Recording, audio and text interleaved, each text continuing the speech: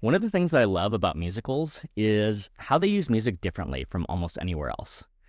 A pop song can live in one emotion for 3 minutes, but in musical theater, the music has permission to be more adventurous. And that's because characters can change and conflicts can build and revelations can happen. And the harmony and the melody and the rhythm have to change right alongside them. That's also why I think that musicals are so rich to analyze. They borrow from every genre, from rock to hip hop to EDM, and the same tools that we might use to explain a Bach fugue or a John Williams theme or a pop song can tell us why Hamilton and Frozen hit us so hard. My guest today has really made a career out of showing us these connections. Howard Ho is a playwright, a composer, and the creator of a YouTube channel that has introduced millions of people, including myself, to the inner workings of Broadway scores and film music. He's probably most popular for his videos on Hamilton, but his own story is super interesting, from being basically a self-taught pianist where his mom was his first teacher to chasing down theory classes at UCLA, taught by the same professors that taught James Horner. In our conversation, we talk about why musical theater is such a powerful medium and what made Hamilton a once-in-a-generation phenomenon, and really how he goes about blending his rigorous analysis with his own storytelling.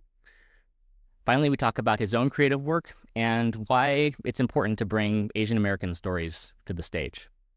Here's my conversation with Howard Ho. Hope you enjoy.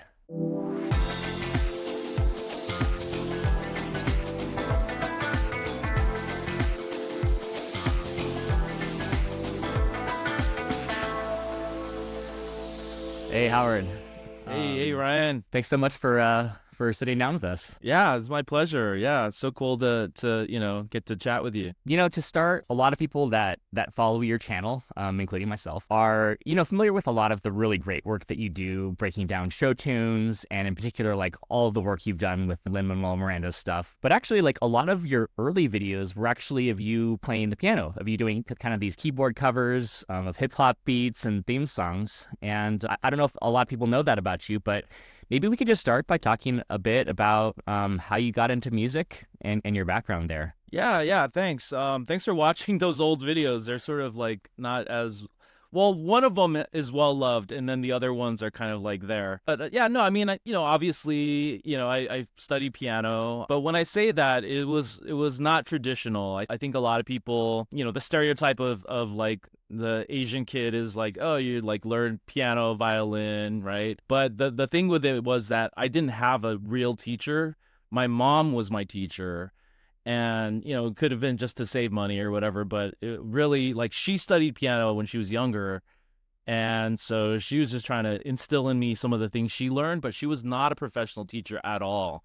So the irony is that I didn't actually learn music theory for most of my childhood. But what I did learn was this fascination with the piano, with music, and she would just kind of let me do my own thing, which I think was a greater teacher than I think even having a real professional teacher, because then it allowed my mind to roam. I sort of was self-taught in a way for most of my childhood. So not knowing music theory, I just invented my own sense of music theory and oh, these chords go together well. This melody seems to want to resolve this way. And I didn't even know it was a resolution or whatever. It just felt like that's how it worked. And then so when later I learned, I got to college and I was no, I want to learn it for real this time. And when I got there and I learned the names for everything and oh yeah, it's I'm not the only person who thought of this, right? That to me was a huge revelation. But really it was my mother kind of instilled in me oh, you can just kind of go off and do your own thing with music, which, I'm sad to say a lot of people didn't have that experience. They were told you have to practice this way, and if you didn't play these certain pieces, then you're just not, it wasn't valuable. And so I thank my mom in a certain way for not giving me lessons. But having said that, I got to college and was yeah, I want to learn from the best. And so my theory teacher in college was kind of a genius. He was a real genius in the sense that he knew music theory backwards and forwards. It was this guy, Paul Reale. One of the reasons I wanted to study with him is that he was James Horner's teacher at UCLA, Wow. and I was big into film music. And so I wanted to learn from somebody who taught James Horner, who was one of my heroes, right? So I went to UCLA and got into that. It took a while to get into that class because I wasn't a traditional music major. I was a music history or musicology major. And Paul Reale was like, no, I just want to teach, the composition majors. I don't want to deal with these other people. And I was like, no, I have to be in your class. Like I would go sit in on his class and be like, I have to be in your class. He's like, yeah, if there's a spot that opens up, sure. And I would just like bug him so much that he let me in, and that really changed my life because when this guy talks, it was like me struggling to keep up with everything he's saying is like mile a minute genius that just made me feel like, oh wow, like I'm getting the keys to like unlocking this entire kingdom. This man changed my life and gave me those keys, and so to this day I sort of look at that lineage, and like not many people know about that lineage, but like, yeah, I got music theory from the best. And like the person who taught him was Cho Wen-jung, who from Colombia, who's like a well-known classical composer. And he was taught by Edgar Varese, who's like Wow. this class. So like there's like this tradition that I feel like I'm a part of in a way just through learning through him. And then later on I even visited Paul Reale's house. He was such a genius. He like designed his own house from scratch, and he was also an engineer. And in his house he had a piano that it was a replica of Chopin's piano that he like figured out how to engineer it so that it would sound exactly like how Chopin had it. He was like a physics major as well. And like Yeah. it was just like being around this guy just made me feel like, anything was possible. That's really great. It's like some of these crazy artists just have like such attention to detail. I think it's kind of what makes them obsessed in their normal life, but also what makes them so great sometimes. So I want to get to your time at UCLA, but first I'm just like really amazed that you're basically a self-taught or a mom-taught musician without. I mean, if you watch some of these videos, I mean, you have like really good like finger technique on the keyboard. Was she making you like practice, or you were just really pumped to play because you were playing the things that you really loved?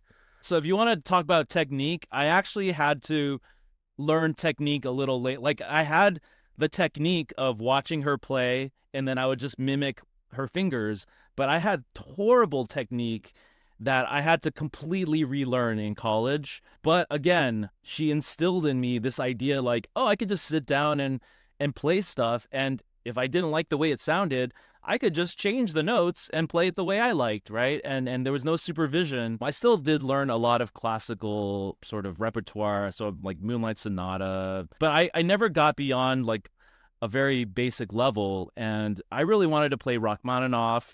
I really aspired to these things that were like very complicated. And so it was really college that brought me there. The other thing my mom did was like take me to concerts. Mm-hmm. And like, man, the diet of music that I had, I would go to concerts. She took me to see films, like R-rated films. Like, you see like kids like or parents today like, oh, they can't go see R-rated movies. I was like, what's the big deal? Like I was seeing all these things that like, do you remember this movie The Piano? Maybe Yeah. maybe it was a little It was like Anna Paquin. Anna Paquin won the Oscar, and it had a piano. So my mom's like, let's go see this movie and it'll inspire little Howard. I was like 10 or something. It was like full of nudity, right? It was like a romance, but like full of these sex scenes, and it's just like, what is my mom doing? But that score was incredible, and it did inspire me. It was, yeah. So my mom just like, and she would take me to see Broadway shows, and that's another huge thing. Again, like going to see Rent as like a kid, and my hero Lin-Manuel Miranda talks about going to see Rent like on his 17th birthday or whatever, and I was like, yeah, I remember when the tour came to town, and I went. My mom took me to see it, so I had that in me, like these experiences, going to see John Williams at the Hollywood Bowl, and that was my huge aspiration, was to be a film composer. Obviously, like, It's not quite as big of a career thing for me now. But it's still there in the back of my head. And one of the people that really drew me in to learning music theory, also besides Paul Reale, was another student of Paul Reale, Christopher Wong, who was at UCLA at the time. And I just saw like an ad, like, "Hey, do you want to learn music? Like, call me up." And I was like, "Okay, sounds cool." He was a student of Jerry Goldsmith, who, is this like legendary film composer. I mean, it used to be like John Williams and Jerry Goldsmith, and like the people who really knew film music were like, Jerry Goldsmith is better. Uh, but that's how amazing he was. So when I went to study with Christopher Wong, it was like, oh, like I'm learning all these things, and he encouraged me to go study with Paul Reale as well. So that kind of like all funneled in there. But fun fact, Christopher Wong has become sort of the John Williams of Vietnam.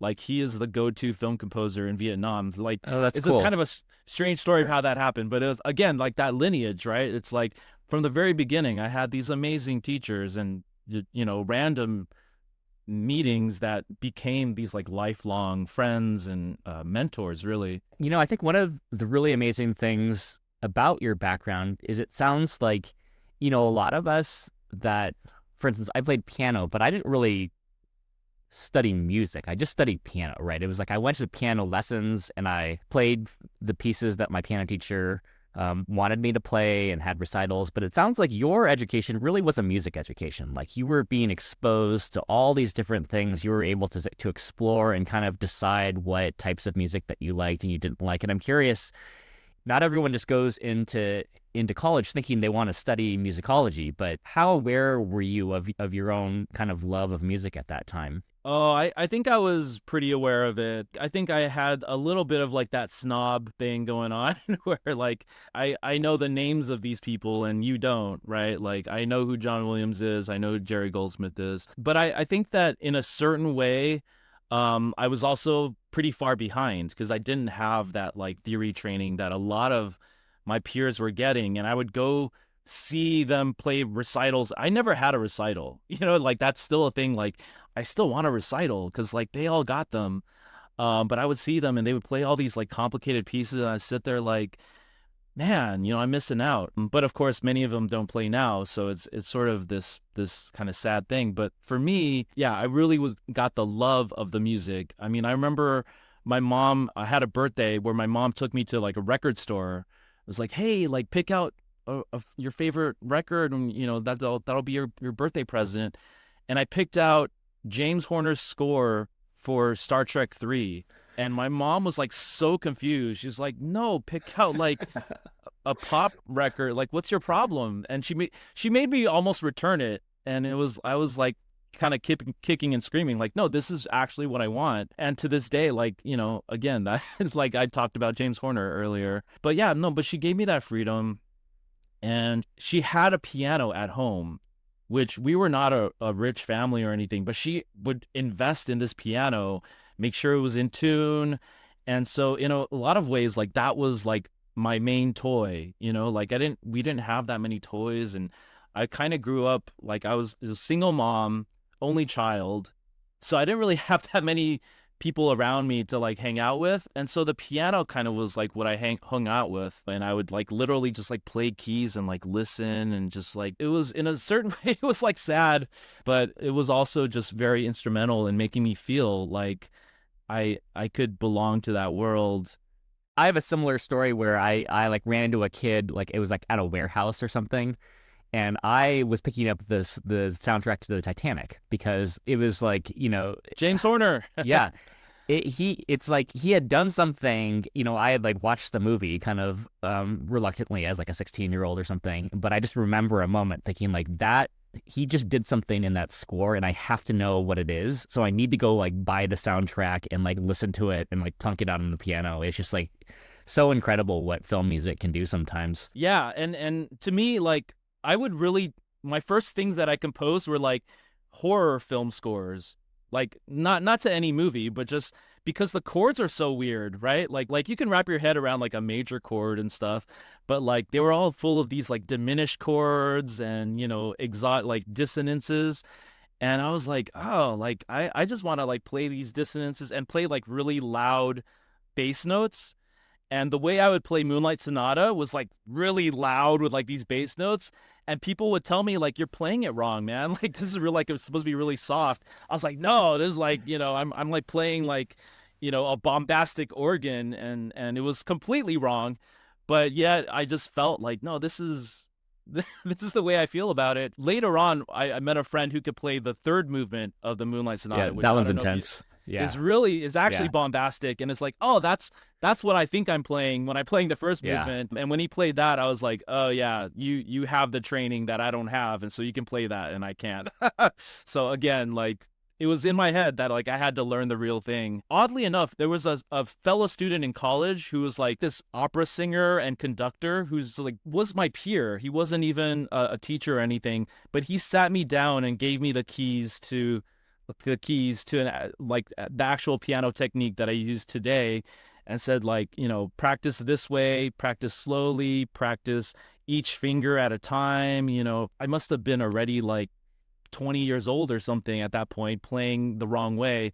So I had to remake my entire piano technique. After that point, it was like, okay, I could finally play like Chopin etudes and stuff like that I only dreamed about earlier. So when you see those piano cover videos, it's like I really thank that guy who was just now he's like a big conductor in Hong Kong. Actually, I owe it to that guy who it was a free lesson too. Like I didn't pay him, right? But it was That's really just great. nice enough to do that. So I want to talk a little bit about your time at UCLA. I mean, for listeners who may not know like what musicology is, like if you go to a standard kind of music program at a university, you'll likely, study some composers, maybe classical composers from a period. You talk structure, talk form of their music, maybe their influences, maybe like the social and cultural context for their work. In a way, your channel, you're basically taking these same musicology concepts, but you're applying it to present day culture and society and music that we all love and recognize. How did you come up with the idea to kind of make this connection?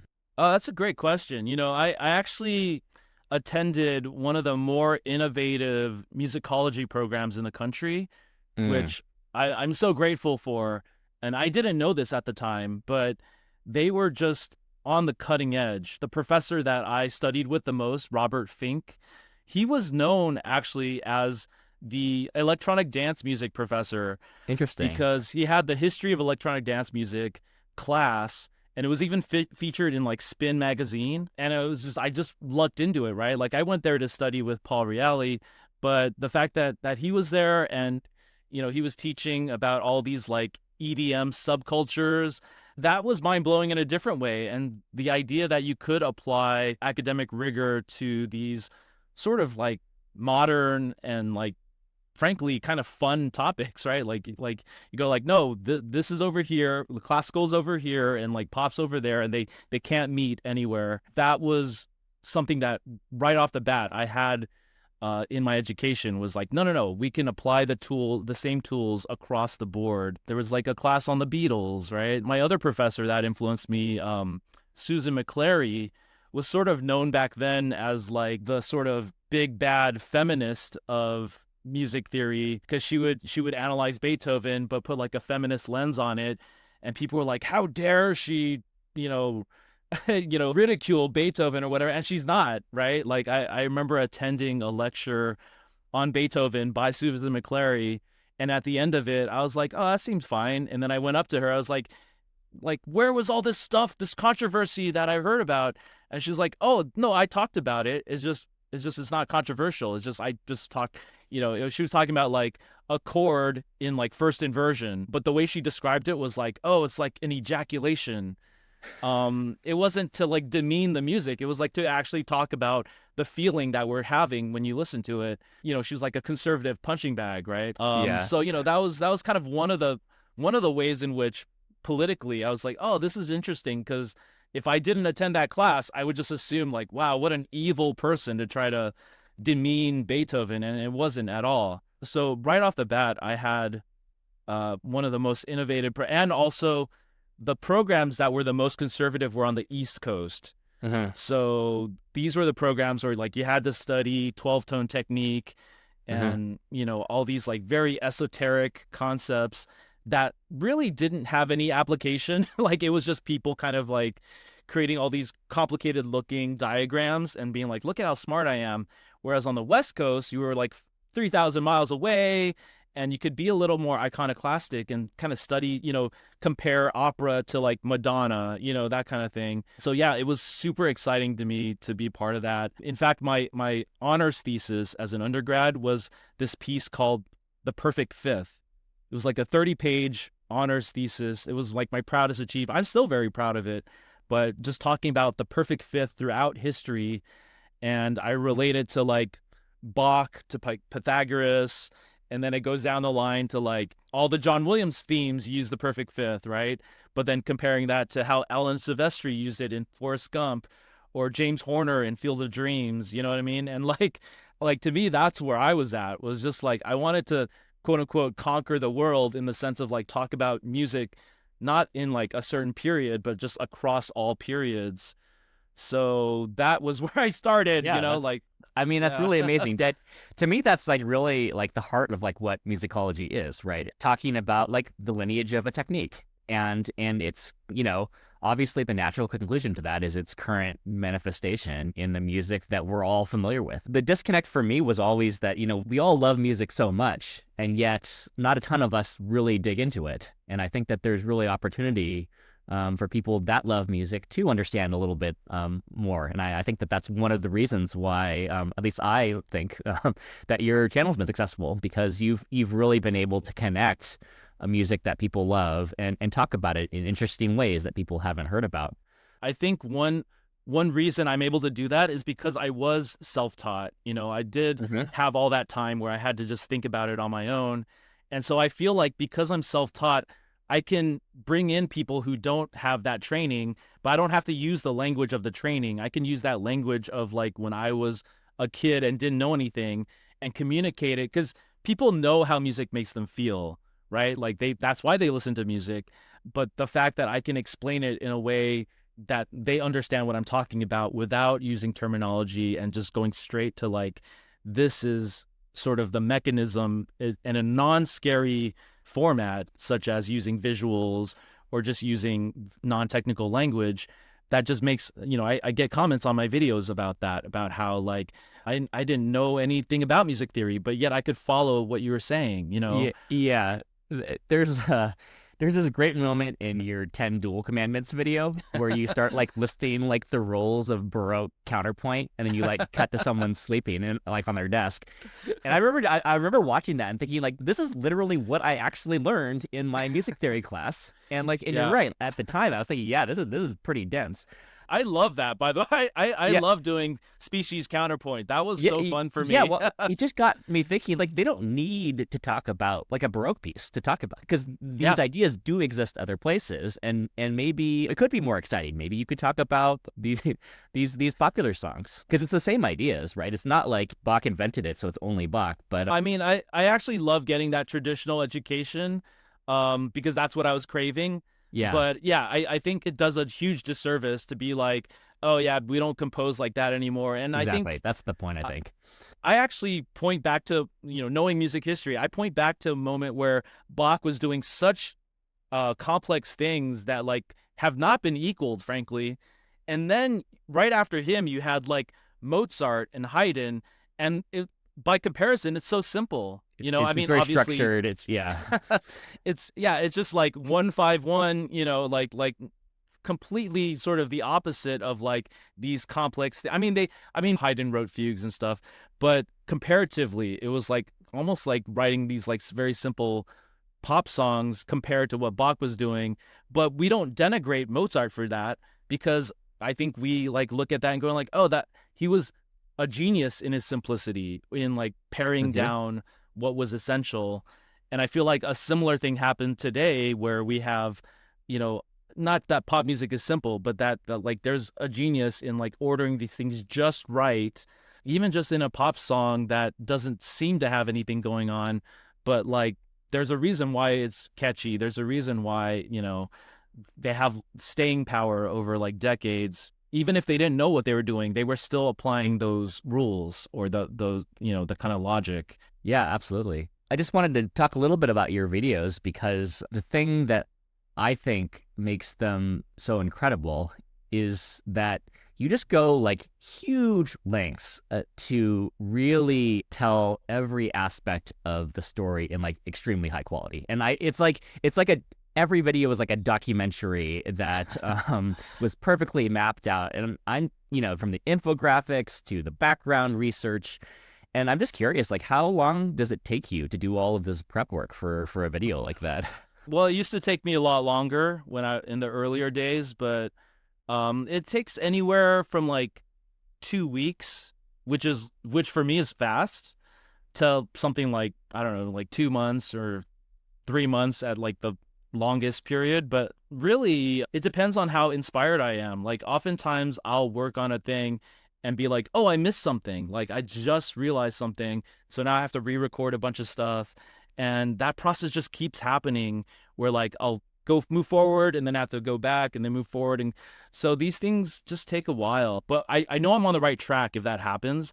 Like, if I just go through and I make no changes, I'm like scared because I'm like, oh, I'm probably missing a bunch of things.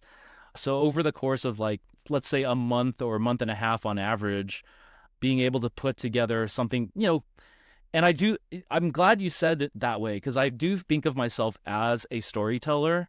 Hmm. I know that, oh, you're just music theory, you're just spewing out a bunch of facts. Some videos do that, and that's fine. But I think of myself more as a storyteller, and I really focus on songs that tell stories because to me, that's sort of where I think music meets the kind of thing that I care about, which is storytelling, which is emotion. Like, what do I feel about this, and why do I feel that? I think sometimes I see channels, and this is not a knock against them. But sometimes I'll see channels where they just play a chord and they'll be like, "Whoa, isn't that chord amazing?" And I'll just be sitting like, yeah, but like, why? Hmm. Like what makes that amazing? Like, I could just play an amazing chord, but if it's not surrounded with a purpose, it's going towards something, it's making me feel something about that chord. Then like, I don't know why if it's so cool, right? Like, any chord can be cool if it has the right context. And so I do think of myself more as a storyteller. And Hmm. on YouTube frankly rewards you for telling stories. I think that's another incentive because if you're not telling stories, your people are like, oh, well, I got the information, and then they just click away after like half the video. Whereas like, no, there's a payoff at the end, right? Like, there's a setup to like the beginning of Hamilton that will pay off at the end of it, and you're not going to get that payoff until you get to the end of the video, to the end of my explanation, and the end of the show too, if you're just watching the show. Yeah. So your channel does, have a lot of Broadway show tunes. And I'm curious if you find this particular genre of music, I mean, it feels like it's very rich. And do you think that the medium of Broadway, of these musicals, just lends itself more to these really interesting stories than, say, like, a pop song? I think it does. I think that because it's explicitly, musical theater is explicitly trying to tell stories, that they do consciously employ these techniques a little more. Like, sort of the generic explanation is that like pop songs could just kind of dwell in one emotion, one sort of, general mood vibe, whereas musical theater songs have to like change. Something has to have changed by the end of it, right? Like, they have to realize something, or they have to, like, at the beginning of the song they weren't in love, and by the end they're in love. And so to me, that's an exciting thing of like, well, when that change happens, the music changes with it. And like, Hmm. what is that change and why is that change happening? And also, the other thing about musical theater is that it's explicitly using a lot of different genres of music. And so there's kind of no limit to what musical theater can do. If you're like writing a pop song, it has to be pop. It has to sound like a pop song, right? You can't kind of go off and do these random moments. Whereas in musical theater, like, you can have a rock song next to a waltz, next to electronic dance piece, and it all makes sense because those are the styles that were needed to tell that story at that moment. And so to me, it's the most freeing because, as a music historian, I'm like very kaleidoscopic. I'm like looking at all genres throughout history, and I don't want to cut myself off from any single genre. And so musical theater is the one that says all genres are welcome, and it's almost a requirement because if a character needs to sing using hip hop, then that's how they have to do it. And so like, if you look at opera, which is also telling a story, but they always stick to like a single kind of idiom, like a classical idiom or like a modern classical idiom.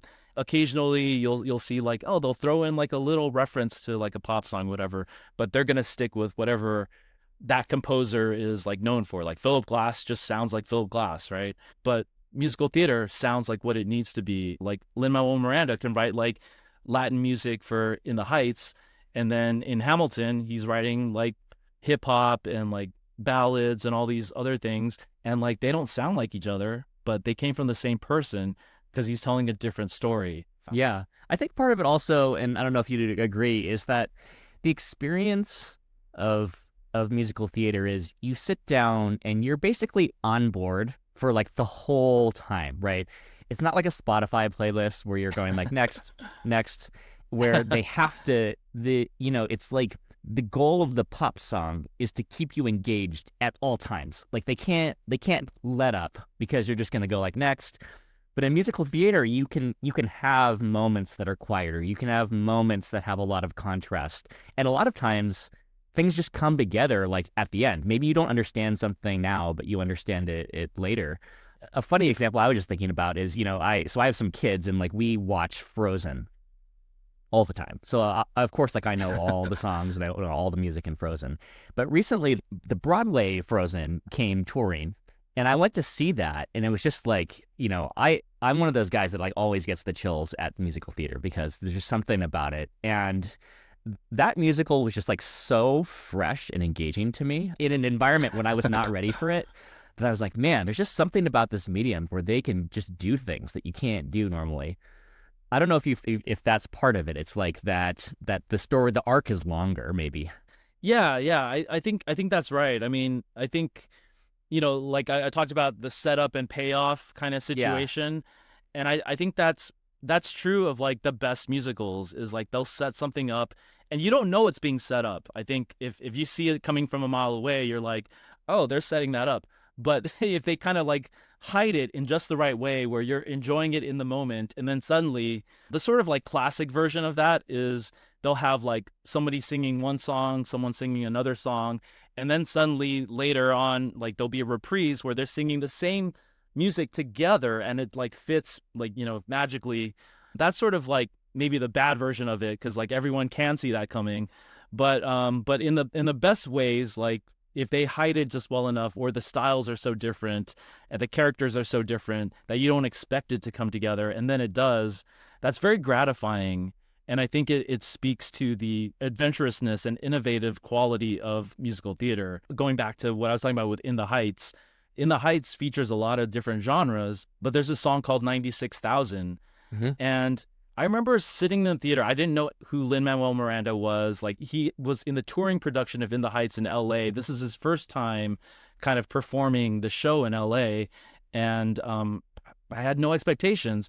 96,000 comes on and you get like hip hop, you get Latin music, sort of like reggaeton music, you get these like ballads that sound like R&B ballads, right? Didn't sound like Rodgers and Hammerstein ballads.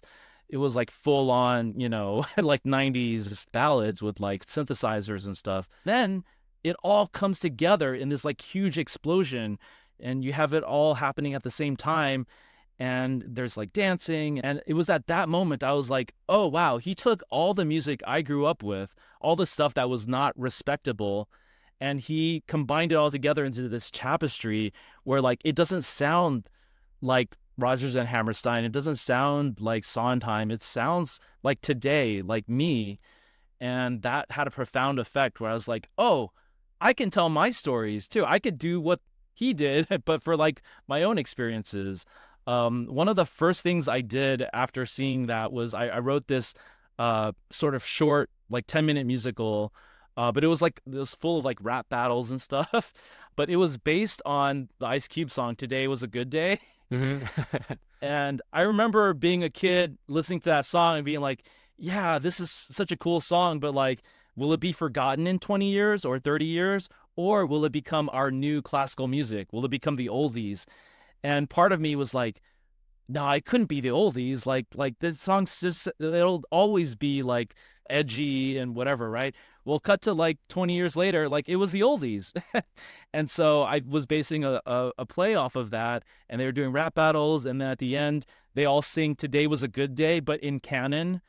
And so I kind of turned it into like this classical piece, and everyone had like these hand sock puppets. It was like really surreal. I couldn't explain to you, but that came out of seeing In the Heights and going like, I could just do whatever, like there's no limits to incorporating the music of today into theater, which again, for that point, I was more in the mold of like Sondheim, of like, no, Hmm. no, no, I have to, do it the right way. And so that blew the door open. And I think the composers of Frozen, right, like Kristen Anderson Lopez, Bobby Lopez opened a lot of doors with like Avenue Q.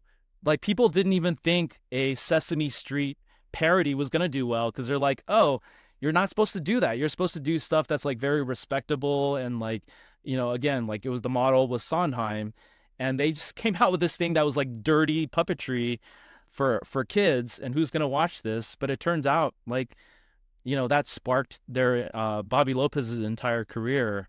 And then obviously Kristen Anderson Lopez, who is his wife. So when you hear Frozen, like, yeah, like, like Idina Menzel, she was like in Rent, right? And they turned Let It Go into like a legit pop song, Yeah. even though in the context of the show or the movie, it's like this like beautiful, character moment. And I can go more like I did a whole video series on Frozen. I totally go into it because it was so careful, like what they did there, but while also going like, we can't make it too specific. We can't talk too much about the character, otherwise it won't work on the radio. So they were smart enough to go like, we can do a little bit of both, Yeah. which is how like, Irving Berlin and Cole Porter and George Gershwin did back in the day, was like they would write these hit songs but kind of like make it work for the show. But really it was for, to have a hit. And so that sort of came back in the form of Frozen and Lin-Manuel doing Moana and Encanto, right? And so to me, that was very exciting to be part, the Disney Renaissance Yeah. in a nutshell. Oh, absolutely. I have a lot of respect for the Lopez's. I mean, I obviously like the music for Frozen. I actually thought Frozen 2 was incredible, the music for that. They just have a lot of range. So I was bummed about Avenue Q because so they won the Tony that year, and that was the same year that Wicked came out. And I was just the biggest Wicked fan. Like I loved Wicked so much, and I was like, how can this not? This is the best musical ever made. Like how can this not win the Tony? And then Avenue Q comes on. I hadn't seen it yet, and wins. But when I saw that, I was like, oh yeah, this is cool. This is like different and cool. I do want to talk a little bit about Hamilton though, because you're probably like one of the world's experts here. So I had a similar experience to you. In 2010, In the Heights comes to San Francisco, and I saw it not knowing what it was, and I was like, wow, like this is different, and I love it. And people that don't know In the Heights, I mean, it was really a big deal at the time. I think it won like 4 Tonys, and I think it has a lot of the same elements that Hamilton has in terms of the innovation. But it certainly, I think you would agree, was not the cultural phenomenon that Hamilton was. And I'm just curious, Yeah. like, why you think this was. What was it about Hamilton that just like captured everybody in that in a way that I don't think any other musical really has in recent memory? Yeah. So that's a great question. And I mean, I think that it was like lightning in a bottle for sure. But like at the time, especially In the Heights, like musicals weren't really that innovative. I mean, you had like Spring Awakening the year before In the Heights, which I think was sort of on that track of like, let's put modern pop into musicals. But we were still in the model of like, oh, Hair is still like crazy for putting rock into, like people still thought Mm-hmm. that was revolutionary. And then Jonathan Larson comes along and it's like, Mm-hmm. no, I'm going to put like grunge in a musical and like, dance pop into a musical and stuff like that. But really, it was like In the Heights was kind of like launching the career of Lin-Manuel Miranda, because he starred in it and he wrote it. He named one best musical, but he wasn't, you're right, he wasn't like the sort of ubiquitous superstar. He was just sort of like, oh, he's just a Broadway guy. But I think what really triggered the whole thing is that Obama becomes president, Hmm. 2009, and Obama's like, I'm gonna host this event at the White House, and Lin was invited, but instead of singing something from In the Heights, which is what they asked him to do, he's like, is it okay if I just share this like piece I've been working on? And then of course he shares the opening number of Hamilton, and everyone was like, whoa, like this is, like it's not just like super cool and hip, but also it's about, it's about the White House, it's about American history. It's like serious in a way. I feel as though it was like this total Obama era thing, the lightning in a bottle of like you had a president that was so different from previous presidents, and you had this musical that's so different from previous musicals. They say that like Camelot, they call JFK's presidency Camelot because Camelot the musical came out around the same time and sort of mirrored like, oh, Camelot's about this young king who's trying to like come into his own, and then JFK is a super young president who's coming into his own. And I feel like in a certain way Hamilton had the same effect, where it's about like being this young brash kind of like go-getter in politics, and here's Obama like being sort of metaphorically doing the same thing. So you can't really get that magic back, right? like that, only one time that kind of happens. So in a certain way, I remember just going like seeing that White House performance and going like, if he can sustain this for an entire show, this is going to be the biggest thing ever. And I'm not right about things usually. like I don't like win the lottery all the time or whatever, but like I knew how big of a thing that was, and like everyone, not everyone, but a lot of people around me were skeptical. They're like, yeah, like what's the big deal? But from right away I was like, no, guys, like this is going to literally be the biggest thing. And of course then like my prediction came true, and I'm like, oh my God, like am I do I know things? Like, and at that time I was not using music theory in my day-to-day life. Like you have to keep in context, like I was just doing sort of like marketing. I was working in the theater, but like not really doing music in the theater. I was doing like stage managing or marketing, or doing behind the scenes stuff. And I was like, oh, YouTube's this thing that is, helping people go viral. I'm just going to do piano covers. And so that's kind of where I was at, not using music theory, but just kind of going along the same track that my peers were. And what I found was that like, oh, you know what? This thing that I used to do in college, like, oh, I can kind of bring that back, because I did a piano cover of Hamilton, and that was kind of like my first Hamilton video, where I like transcribed the piece for piano and then I performed along with it in one take. And what was cool was that as I was playing it, I was like, oh, like I see how he's composing it, and I can talk about it, and I did a piano tutorial. I didn't even talk about the music theory, but I did a piano tutorial where I would sort of talk a little bit about it, but mainly to teach people to play it. But then when I was making that tutorial, I was like, oh, yeah, he's doing this chord because that's going to make you feel this way. And then after that tutorial video, I was like, you know what? I'm just going to talk about the theory of it. And I mapped out an entire, like, I could teach people how to play the whole score in this like one video where I talk about all the chord progressions. And I thought that it was just literally just like one video of me breaking the whole thing down and I'd be done with it, right? Well, I was like, no, this is like too big for one video. So I just started off with like the first song after the opening number, which is Aaron Burr, Sir, and talk about the Aaron Burr chord progression. And that just kicked off this entire thing of realizing like, oh, like every song has its own sort of trajectory where it's like weaved in this very careful way. And another thing that spurred me on was that I don't think people were respecting the music as much. So I don't want to be unclear. Like people love the show, but I Yeah. think a lot of them were loving it because, oh, it's like hip hop, oh, he's a great lyricist. But they weren't seeing these connections of like, no, he's doing some like classical shit here, right? Like Yeah. like some serious, composition. And a lot of the reviewers were like, oh yeah, it's like the music's just there to just hold the lyrics. That's all it is. like, no, that like you are using your biases against hip hop in writing these reviews. So I felt a duty to point out, like, no, hip hop can have these same qualities, right? Like going back to what we talked about, like let's have some respect for hip hop. Let's have some respect for somebody who grew up in the 90s. You know, I'm actually the same age as Lin-Manuel Miranda. And so I feel like a kinship of like, oh, we grew up listening to the same stuff and having the same ideas of what you could do with music. I mean, obviously he did it before I did, but I feel like I could understand it because I was right there with him, like the references and the sort of feeling that you could do whatever. So to me, that was kind of the genesis of that video series. And then obviously I've expanded beyond that since then, but I didn't even know that it would be a hit. Like I wasn't trying to go for a hit. I was just talking to fellow nerds like you, right? And be like, oh, like maybe somebody out there cares about this as much as me.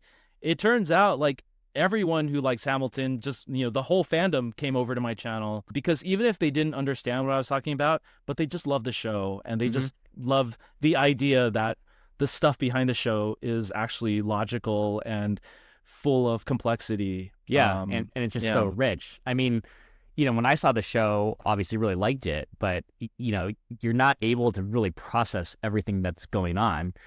And when I watch your videos, it just, you know, it's like, oh man, like I didn't even realize that was going on. That's just like so cool. That's kind of what these, like when academics like take a look at music, that's like kind of what it's for. It's because, you know, you can't possibly take in everything, and it's like art. You know, you notice another thing, and you notice another thing, and you make these connections. And I'm just like really thankful that you've taken the time to kind of point all these things out, because I think it just makes listening to these songs that much more enjoyable. And Lin actually composed it that way. Like it was supposed to be a hip hop album, like a concept album, and then become a musical. It just so happens he had so much momentum that it went straight to being a musical. But yeah, he built in all of these things because it was like, no, I'm just doing like the greatest hip hop album I can make. And if you listen to hip hop artists, like that's what they do, right? Like they're layering it with all these things. And one of my favorite sort of podcasters is Cole Kushner from the Dissect podcast. And he had a similar mission where he's like looking at, you know, the albums of like Kendrick Lamar and really just going like, you know, what they're doing, I'm applying the classical tools, but like breaking down all the lyrics, breaking down all the musical influences. It's kind of this untapped area. And I was lucky enough to be one of the first to see the potential there. Well, you definitely have done it justice. So, so I just wanted to just spend a minute talking about kind of what's next for you. I mean, you'd mentioned that you do some songwriting, that you're maybe writing some musicals. What do you kind of have in the works on your creative side other than your videos? Yeah, well, you know, it's funny that you mentioned like talking a lot about academia, because in a certain way, I'm going back to my roots in that I'm taking the Hamilton videos and I'm turning it into a book. And so hopefully that book will then be more respected in academic circles because like it's a book. You know, I don't know if professors are really like, oh, like I'm going to learn from this YouTube video. But like if you put it in book form, they'll take it more seriously maybe. But I think like, yeah, even going beyond that, I am also a playwright and composer on my own. And I've been trying to sort of get musical theater pieces of my own off the ground. And, you know, I live in New York City now. I didn't live here until I moved here like 2.5 years ago. But really what drew me here was like the theater scene. Obviously, it's like unparalleled anywhere. And so getting more of the opportunities, getting more of the sort of exposure to that world. I mean, Lin had the benefit of being born here and sort of like growing up around it, whereas like I'm sort of like getting my footing here. But I've written some pieces that have been seen in New York. I have like a short play that's happening in a couple weeks in New York, and you know, just things like that. I mean, honestly, it's a total grind. Like Lin wrote Hamilton in like 6-7 years. He started in the Heights when he was in college. You know, like these things take years and years to develop. So you know, it's hard to have any expectations. Like sometimes, like I've been working on a video game musical, this sort of like 8-bit video game musical for over 10 years, and sort of just learned a lot through that process, but it never got like a full production. So a lot of my pieces are sort of like in the air. You know, I'm just constantly submitting. You know, like I just made my off-Broadway debut in a play as a composer. So there was this play called My Man Kono by Pan Asian Rep, and they're a theater company that's gone back like 30 years plus. But really, what that play was about Charlie Chaplin's right hand man. And so a lot of the music they wanted to use was like Chaplin's film scores, but they were like, oh, it's going to cost a lot of money to license these like some of them are still in the copyright. So I was like, oh, I had this playground to compose Charlie Chaplin imitations, and went back to kind of my roots of writing like film scores and, Hmm. writing in full orchestral pieces. And so I kind of made my off-Broadway debut as a composer, Awesome. just in past January or February to March. So yeah, like it's stuff like that, to like have a career in New York is just crazy. And I don't know if you knew this or I mentioned this, but like my partner, we moved here together, and she was in the Broadway musical K-pop, Hmm. That's right. which Yeah. really applied the things that I was talking about, which is that you could put any music into a musical, and they did. They put K-pop, K-pop music into a musical. The show didn't run that long, unfortunately, but it did bring me and my partner here to New York and give me a little bit of a jump start into the New York scene. And so hopefully we can keep that tradition going. There's another sort of Korean American musical on Broadway now called Maybe Happy Ending.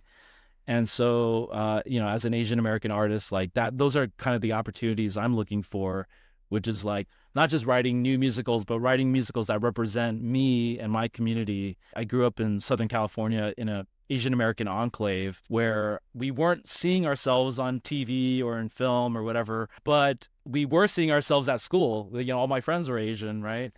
And so being able to translate that experience into pop culture, into musical theater, has been a lifelong dream of mine, and something that again Lin kind of paved the way within the Heights, doing it for Latino people. And I feel sort of like it's kind of cool talking to you, as like you're a creator of this amazing company, but you're also like a fellow Asian American, and to me I feel like a special like cool kinship with that you're able to do it, kind of on the tech side in a different way, and I'm able to be part of your world, and we're kind of like lifting each other up. Yeah. It's just a cool thing to be part of. Absolutely. Yeah. And I think in art, like it's really important to have different perspectives on things. I think that that's kind of where the diversity of all of the creative output comes from, is we all have different experiences, we have different takes on things, we have different ideas, and it kind of makes everything better.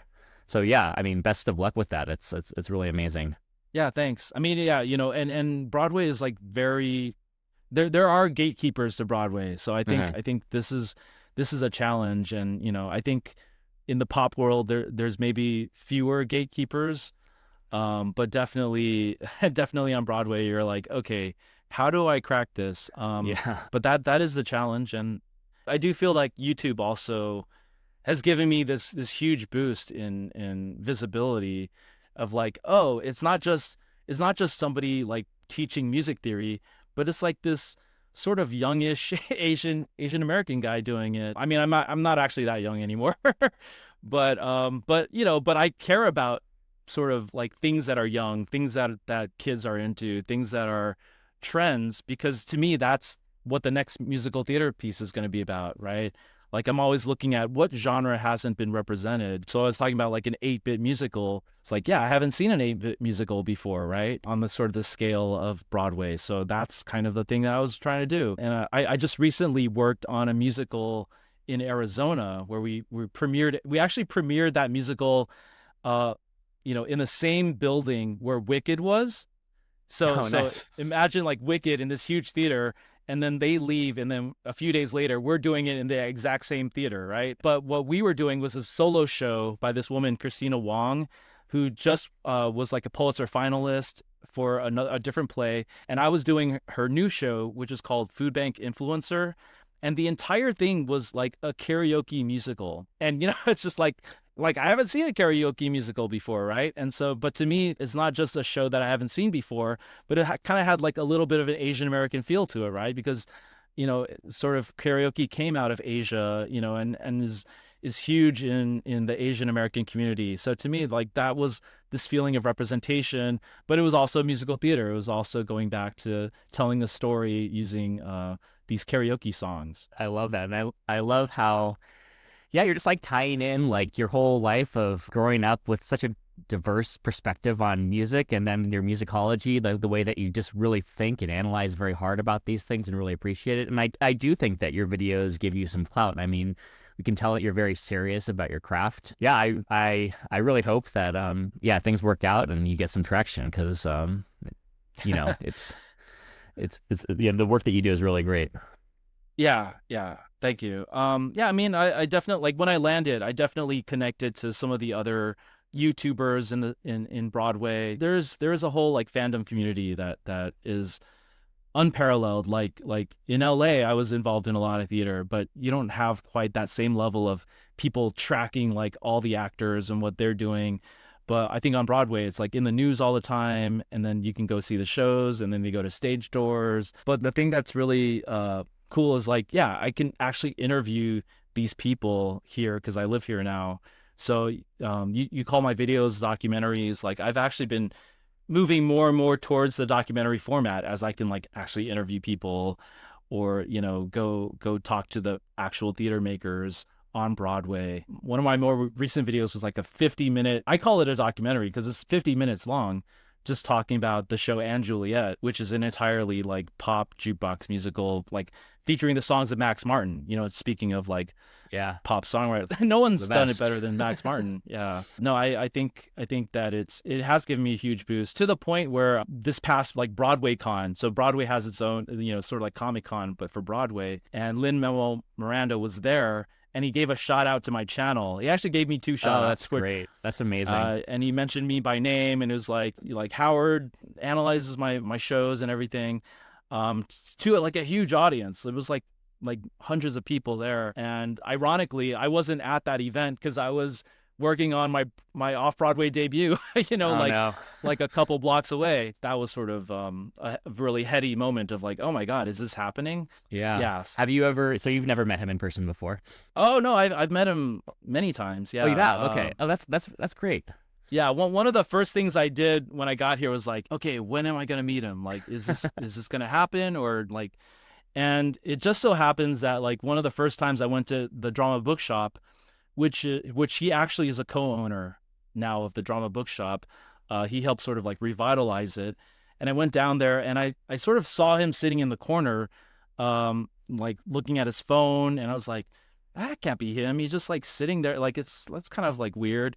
I didn't know at the time, but he's a huge like tennis fan, and he was like streaming the US Open on his phone in the corner. He didn't want to be bothered, and I would be like, is that him? Like, should I just go up to, like, no, I don't want to be presumptuous, because what if it's not him and I've just like profiled somebody who looks similar to him? So I was like, no, I'll just leave him alone. And then I messaged like somebody else in the fandom, and they're like, no, that was him. Like he was there this morning, and but he's not there anymore. And I'm like, oh, I missed my chance. Well, as I was about to leave the Drama Bookshop, I was like, it's over. He's like right there, like towards closer to the entrance, and he didn't actually leave. I was like, oh my God. So I went up to him and I said, well, I didn't know what to say, because like, you know, when you have so many things to say to someone, you just kind of like go blank. So I just said like, hi, I'm Howard Ho, you know, because I thought like maybe he would know my name from the channel.